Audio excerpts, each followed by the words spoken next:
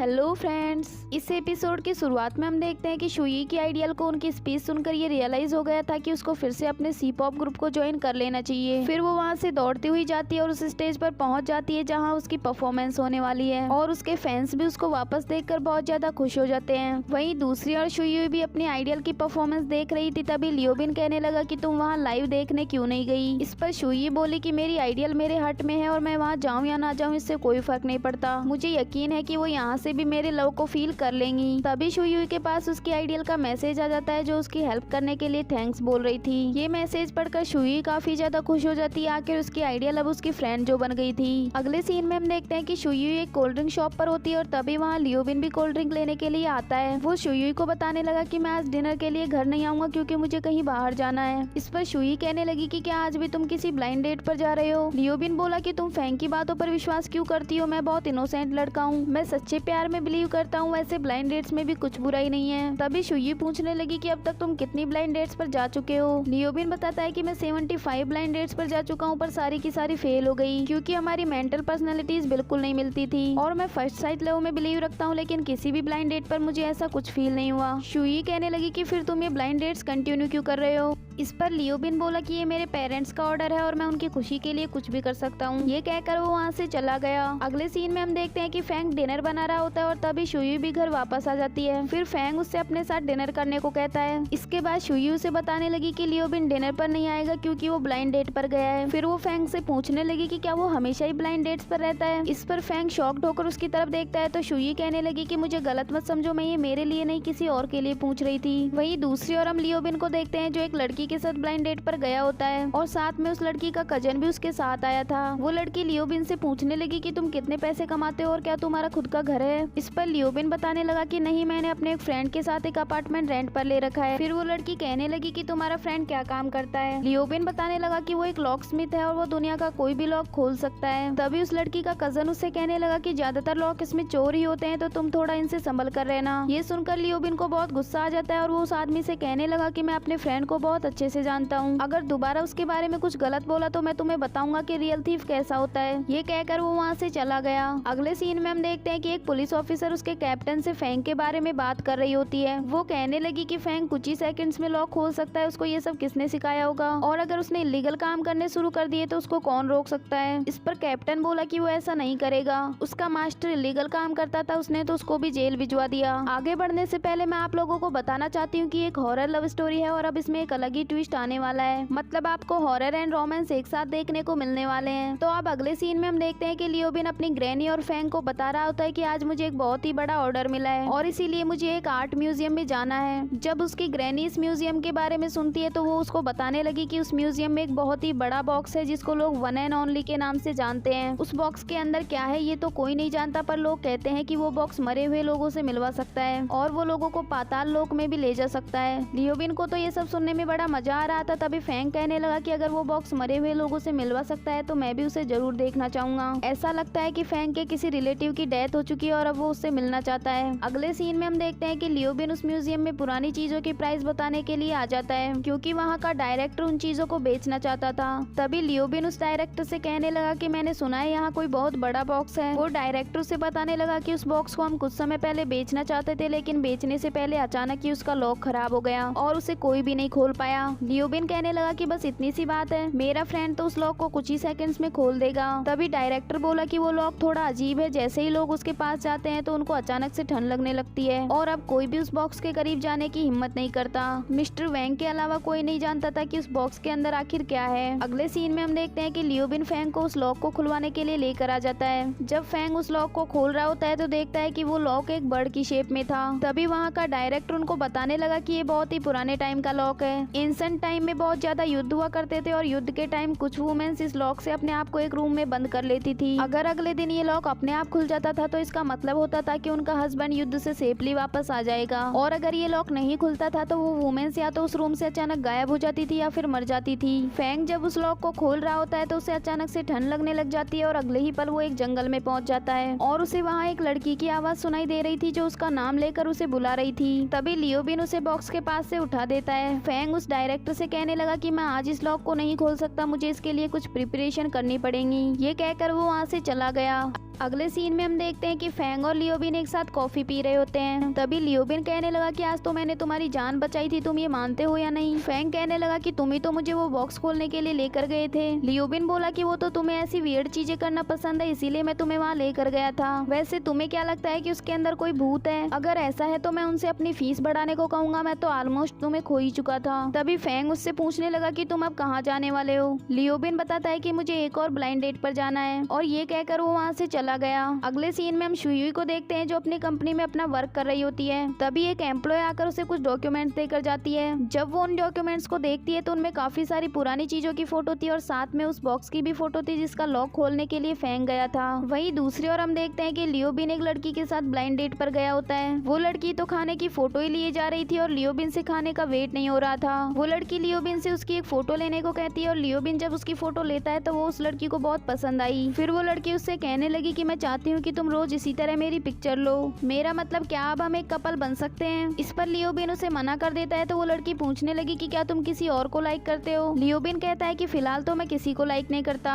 तभी वो लड़की लियोबिन को बताती है कि एक आदमी काफी देर से तुम्हारी तरफ देख रहा है। अगले सीन में हम देखते हैं कि शुई घर के बाहर खड़े होकर फेंग का वेट कर रही थी, क्योंकि उसके पास घर की चाबी नहीं थी। फेंग आकर डोर खोल देता है और वो दोनों अंदर चले गए। इसके बाद शुई अपने रूम में जाकर उन्हीं डॉक्यूमेंट्स को देख रही थी जिनमें उस बॉक्स की फोटो थी। तभी फेंग वहाँ आकर उसको घर की दूसरी चाबी देकर वहाँ से चला गया। वहीं दूसरी ओर हम लियोबिन को देखते हैं जो उसी आदमी से बात कर रहा था जो थोड़ी देर पहले उसकी तरफ देख रहा था। लियोबिन उससे पूछने लगा कि तुम्हें मुझसे क्या काम है। इस पर मिस्टर वान कहने लगे कि मुझे तुमसे कुछ वेरीफाई करवाना है। मैं चाहता हूँ कि तुम मेरी फियोंसे के बारे में वेरीफाई करो, क्योंकि मुझे लगता है कि वो एक एलियन है। इसके बाद नेक्स्ट मॉर्निंग का सीन दिखाया जाता है जहाँ लियोबिन अभी सो रहा होता है और फेंग उसके रूम का डोर नॉक करता है। लियोबिन परेशान होकर खड़ा हो जाता है और डोर खोलकर उससे कहने लगा कि तुम्हें पता भी है मैं कल रात को कितनी लेट सोया था, मुझे टॉर्चर करने में तुम्हें मजा आता है क्या? फेंग बोला कि नीचे तुमसे कोई मिलने आया है। ये कहकर वो वहाँ से चला गया। इसके बाद लियोबिन उस आदमी से मिलने आ जाता है और उसे कहने लगा कि मैंने आपसे कल भी कहा था कि मैं आपकी हेल्प नहीं कर सकता, मैं सिर्फ चीजों को वेरीफाई करता हूँ, इंसानों को नहीं। मिस्टर वान कहने लगे कि मैंने तुम्हारा बैकग्राउंड चेक किया है और मुझे लगता है कि तुम सब कुछ वेरीफाई कर सकते हो। तभी लियोबिन उनके सामने अपनी सारी डिग्रीज लाकर रख देता है और कहने लगा कि बताओ इनमें कहाँ लिखा है कि मैं इंसानों को वेरीफाई करता हूँ। तभी मिस्टर वान थोड़ा उदास होकर कहने लगे कि मैं अपनी फियोंसी से जल्दी शादी करने वाला हूँ, मैं शादी से पहले जानना चाहता हूँ कि वो सच में मुझे लाइक करती है या नहीं। तभी लियोबिन को फ्लैशबैक में एक सीन याद आता है जिसमें एक लड़की किसी से फोन पर कह रही थी कि मैं उसे लाइक नहीं करती, मैं उससे मजबूरी में शादी कर रही हूँ, और ये वो भी अच्छी तरह जानता है। वहीं लियोबिन भी उसकी ये सब बातें सुन रहा होता है। लियोबिन ये सब याद करके थोड़ा उदास हो गया और फिर वो मिस्टर वांग की हेल्प करने के लिए भी मान जाता है। फिर मिस्टर वांग अपनी फियोंसी के बारे में बताने लगे कि पहले हम दोनों के थॉट्स लाइक डिसलाइक सब कुछ मिलते थे, पर जब से हमारी एंगेजमेंट हुई अचानक से उसका बिहेवियर चेंज हो गया है। अब वो ऐसी ड्रेस पहनने लगी है जो पहले उसे पहनना बिल्कुल पसंद नहीं थी। लियोबिन कहने लगा कि हर इंसान की हैबिट्स चेंज होती रहती है, इसमें इतना सोचने की क्या बात है, ये भी तो हो सकता है कि ये सब वो आपके लिए कर रही हो। इस पर मिस्टर वांग कहने लगे कि मुझे भी ऐसी ड्रेसेस पसंद नहीं है, और वैसे भी मुझे वो वैसी ही पसंद है जैसा वो पहले थी। लियोबिन बोला कि ठीक है, मैं अपने पार्टनर के साथ मिलकर उस लड़की के बारे में पता लगाता हूँ। अगले सीन में हम देखते हैं कि लियोबिन मिस्टर वान की फियोंसी का पीछा करने लगता है। वो जहाँ भी जाती लियोबिन उसके पीछे पीछे वहीं आ जाता।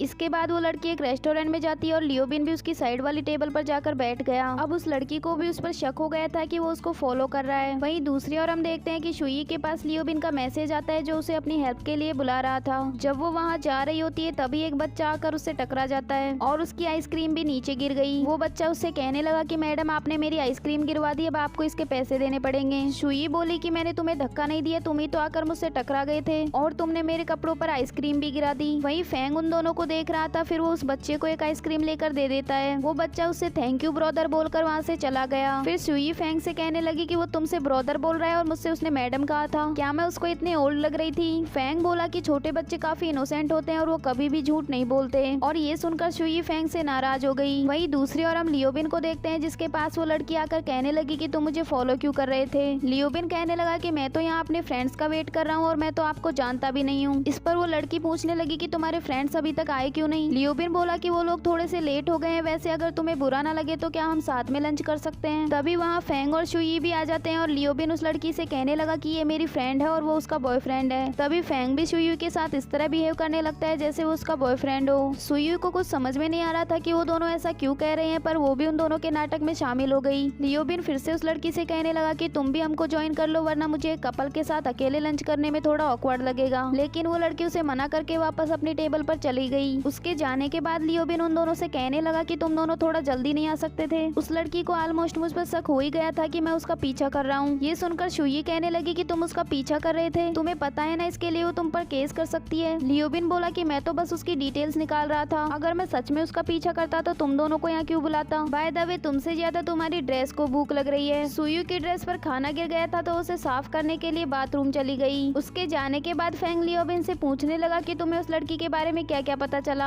लियोबिन बताने लगा कि उसका बिहेवियर काफी अजीब था, वो बार बार अपने हाथों को वाइप कर रही थी और ऐसी जगह तो टच भी नहीं करती जहाँ किसी और ने टच किया हो। उसके नेल्स भी पूरी तरह कट थे, मुझे तो लगता है कि वो जरूर कोई डॉक्टर होगी। फेंग बोला कि मिस्टर वान ने तो हमें ऐसा कुछ नहीं बताया कि वो एक डॉक्टर है। तभी शुई बाथरूम से वापस आ जाती है और वो उनसे कहने लगी कि मुझे बाथरूम में अभी वो लड़की मिली थी और वो अपने हाथों को बहुत अजीब तरीके से धो रही थी। उसको देखने के बाद मुझे तो समझ नहीं आ रहा था कि मैं अपने हाथों को कैसे धोऊं। अगले सीन में हम देखते हैं कि वो तीनों घर वापस आ रहे होते हैं और लियोबिन बाहर अपनी कार पार्क कर रहा होता है, लेकिन उसे पार्किंग करना अच्छे से नहीं आता था। सुई और फेंग काफी देर से उसका वेट कर रहे थे। तभी फेंग कहने लगा कि ये तो यहाँ 1 घंटा लगा देगा, चलो हम दोनों घर चलते हैं। घर आकर सुई उससे कहने लगी कि मैंने सोचा नहीं था कि लियोबिन को अच्छे से पार्किंग करनी भी नहीं आती होगी। फेंग कहने लगा कि वो हाई स्कूल में भी ऐसा ही था, उसे पार्किंग करना बहुत ज्यादा पसंद है। तभी हमें फ्लैशबैक में हाई स्कूल का सीन दिखाया जाता है जहाँ लियोबिन अपनी साइकिल पार्क कर रहा होता है, लेकिन उससे वो भी पार्क नहीं हो रही थी। तभी फेंग वहाँ आकर उसकी हेल्प करने को कहता है, लेकिन लियोबिन कहने लगा कि नहीं मैं खुद ही कर लूंगा, तुम बस थोड़ी देर मेरा यहाँ वेट करो। इसके बाद वो दोनों दौड़ते हुए अपनी क्लास में पहुँचते हैं, लेकिन अब वो काफी ज्यादा लेट हो चुके थे तो उनकी टीचर उन दोनों को क्लास से बाहर निकाल देती है और ये पहली बार था जब वो दोनों मिले थे। लियोबिन उसे सॉरी बोलते हुए कहने लगा कि मैंने तुमसे वहाँ रुकने को कहा और मेरी वजह से तुम भी लेट हो गए। फेंग हमेशा क्लास में टॉप करता था और वहीं लियोबिन तो हमेशा अपने दोस्तों के साथ मौज मस्ती करता था। अगले सीन में दिखाया जाता है कि फेंग की एक छोटी बहन भी थी जिससे वो बहुत ज्यादा प्यार करता था। सुयू उससे पूछने लगी कि क्या तुम दोनों हाई स्कूल से ही बहुत ज्यादा क्लोज हो और तुम्हारी सिस्टर अब कहाँ है। फेंग जब अपनी सिस्टर के बारे में सुनता है तो सुयू को डांटते हुए कहने लगा कि तुम इतने सारे सवाल क्यों पूछ रही हो, तुम्हें दूसरों की प्राइवेट लाइफ के बारे में ज्यादा जानने की जरूरत नहीं है। ये कहकर वो अंदर चला गया। अगले सीन में हम देखते हैं कि शुई अपने ऑफिस में अपना काम कर रही होती है। तभी वहाँ मिस यू आती है और उसे अपने साथ चलने को कहती है। वही दूसरी ओर हम देखते हैं कि फेंग उस बॉक्स का लॉक खोलने के लिए चला गया था और उस म्यूजियम के ओनर से कहने लगा कि इस बार मैं ये लॉक खोल दूंगा, पर इसके लिए मुझे फीस नहीं चाहिए, बल्कि इसके बदले में आपको मुझे ये लॉक बेचना होगा। और इसी के साथ ही ये एपिसोड भी यही एंड हो जाता है। क्या आपको हॉरर लव स्टोरीज देखना पसंद है? कमेंट में जरूर बताना।